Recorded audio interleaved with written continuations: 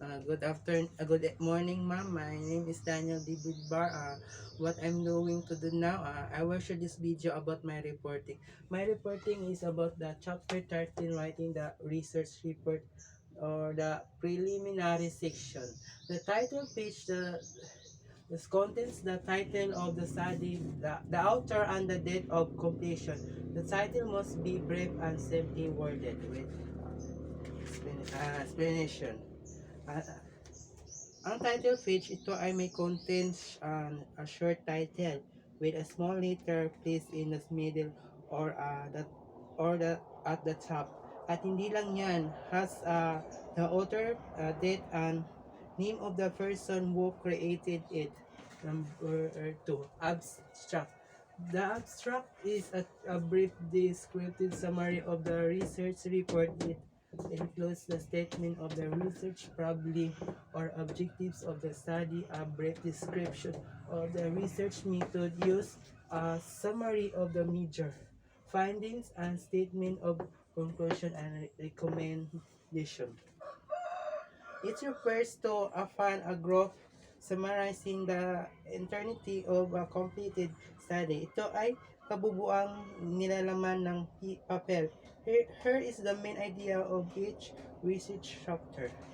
Uh, a sheet provides space for the signatures of the advisor readers or oral defense panelists, then and others, indicating their acceptance of the research work. Wait lang. Research work.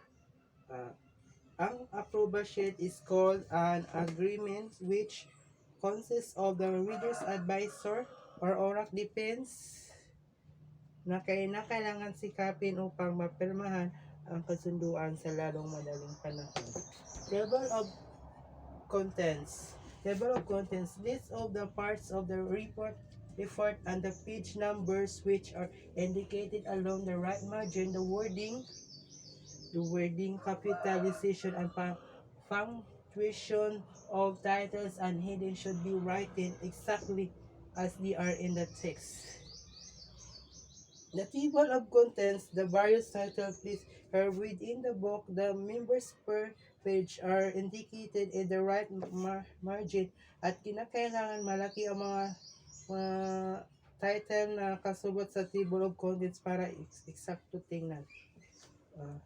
List of table figures indicate the number and title of the tables. Figures in the text and their page number. Kita.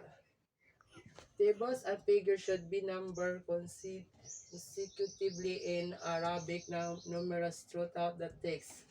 Uh, Tables and figures. Yes. Uh, ang list of table figures, ito ay may nakalagay na numero sa bawat pamagat na pahina and must be exactly written on the lines list here. Acknowledgement. It is where the writer expresses appreciation and a gratitude for assistance received in the conduct of the study. Acknowledgement must be expressed sincerely and tactfully. May understanding of acknowledgement, sila yung nanunulat na kung saan nagpapayag na malaking pagsasalamat para sa mga tulong natanggap na mula sa pagsasagawa ng pag-aaral. Then the text body. The body of the report begins with the first page of chapter 1.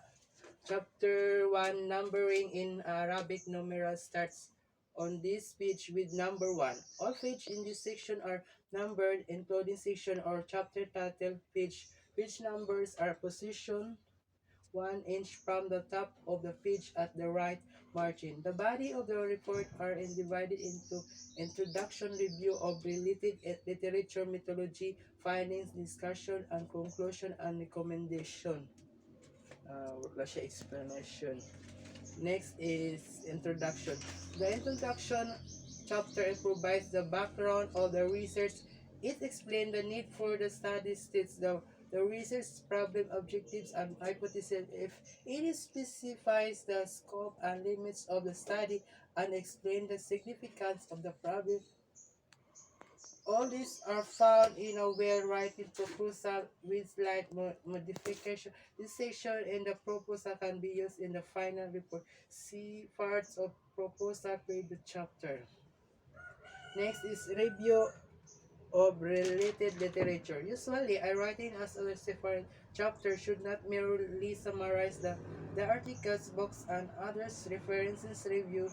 It should call the reader's attention to common findings as well as conflicting result of previous studies. See details in chapter.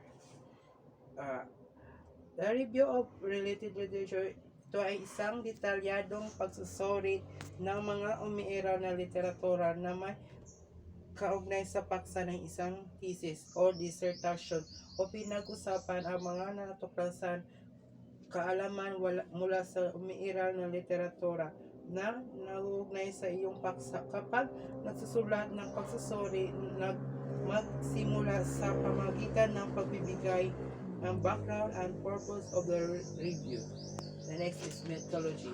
This chapter should describe how the study was conducted. Emphasis should be given to design, sampling, procedure, data collection, and techniques, instruments used, and analytical procedures. The methodology should be discussed in the past tense. Methodology, it should need to describe its chapter on the study. Methodology and hopefully also be attention such a design to the sampling method can have added correction approach. Ito naman. Ito na.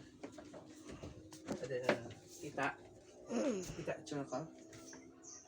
Finding and discussion. The findings of the study constitute the data presentation and the research analysis of this data.